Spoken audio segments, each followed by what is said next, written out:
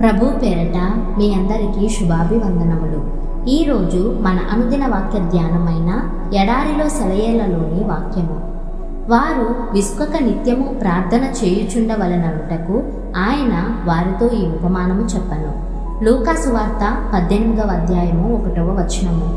విసుగు పుట్టి ప్రార్థన చేయడం మానుకోవడం అనేది క్రైస్తవ జీవితంలో అన్నింటికంటే అతి భయంకరమైన శోధన. మనం ఒక విషయం గురించి ప్రార్థన చేయడం మొదలు పెడతాము. ఒక రోజు, ఒక వారం, మహా అయితే ఒక నెల రోజులు దేవుడికి విన్నవించుకుంటాము. ఏది ఖచ్చితమైన సమాధానం రాకపోతే విసుకెత్తి ఇక బొత్తిగా ప్రార్థించడమే మానుకుంటాము. ఇది చాలా ప్రమాదకరమైన పొరపాటు. ఇది ఆరంభ శూరత్వం. కనిపించిన ప్రతి పని మొదలుపెట్టి ఏదీ పూర్తి చేయలేని పరిస్థితి. ఇది జీవితం నాశనం కావడానికి హేతువు. కార్యాన్ని మొదలుపెట్టి పూర్తి చేయకుండా వదిలేసే పద్ధతిని అలవాటు చేసుకున్న వ్యక్తి పరాజయాలను అలవాటు చేసుకుంటున్నాడన్నమాట. ఒక ప్రయోజనం కోసం ప్రార్థించడం మొదలుపెట్టి సరైన జవాబు దొరికేదాకా ప్రార్థించని ప్రతి వ్యక్తి ఇదే అలవాటు పడుతున్నాడు. ప్రార్థనలో విసుగు చెందడం అంటే ఓడిపోవడం. ఈ ఓటమి ప్రార్థన అంటే అనాసక్తి, విశ్వాసం లేకుండా చేస్తుంది. జయ జీవితానికి ఇది ప్రక్కలో బల్లెం లాంటిది. అయితే కొందరు అడుగుతారు, ఎంతకాలం ప్రార్థన చెయ్యాలి?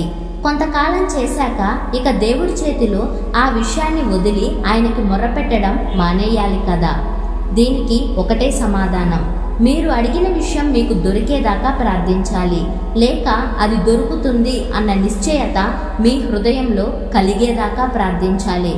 మనం దేవుని సన్నిధిలో గోజాడడాన్ని ఈ రెంటిలో ఏదో ఒకటి జరిగేదాకా ఆపకూడదు. ఎందుకంటే ప్రార్థన అంటే కేవలం దేవుణ్ణి అడగడం మాత్రమే కాదు, అది సైతానుతో పోరాటం కూడా. ఎందుకంటే ఈ పోరాటంలో దేవుడు మన ప్రార్థనలను సైతానుకు వ్యతిరేకమైన ఆయుధంగా వాడుతున్నాడు. కాబట్టి ఎప్పుడు ప్రార్థన చేయడం ఆపాలో నిర్ణయించవలసింది దేవుడే. మనకి ఆ హక్కు లేదు. జవాబు వచ్చేదాకా లేక జవాబు వస్తుందన్న నిశ్చయత కలిగేదాకా మన ప్రార్థనలను ఆపే అధికారం మనది కాదు. మొదటి సందర్భంలో అయితే సమాధానం మన కంటికి కనిపించింది గనుక ప్రార్థించడం మానేస్తాము. రెండో సందర్భంలో అయితే సమాధానం వస్తుందని నమ్ముతాము గనుక మానేస్తాము. ఎందుకంటే మన హృదయంలోని నమ్మకం మన కంటికి కనిపించే దృశ్యాల వంటిదే. ఎందుకంటే ఈ నమ్మకం దేవుని నుండి, దేవుని వలన కలిగిన నమ్మకం. మనం ప్రార్థనా జీవితంలో అనుభవజ్ఞులమవుతున్న కొద్దీ దేవుడిచ్చే నిశ్చయత ఎలాంటిది అనే విషయాన్ని మరింతగా గుర్తుపడుతుంటాము. ఆ నిశ్చయతను ఆధారం చేసుకొని ఎప్పుడు నిశ్చింతగా ఉండవచ్చు, లేక ఎలాంటి పరిస్థితిలో మన ప్రార్థనని కొనసాగించాలి అనే సంగతి మనకు అర్థమవుతుంది.